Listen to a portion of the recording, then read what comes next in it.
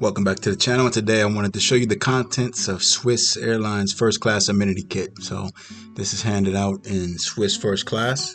So here you have the bag here. It's like the Bally's is the sponsor of this amenity kit. So in that you've got a shoehorn, a comb, you've got some earplugs,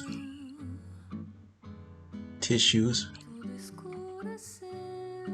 you have a sleeping mask and socks there, some toothpaste, the Ricola mints or candies, which I think are the best thing about this amenity kit. And you've got the Forced collection, some kind of toiletries, not sure what that is, and you have the toothbrush there as well. So that is what you will get inside of the Swiss first class amenity kit as of June 2023.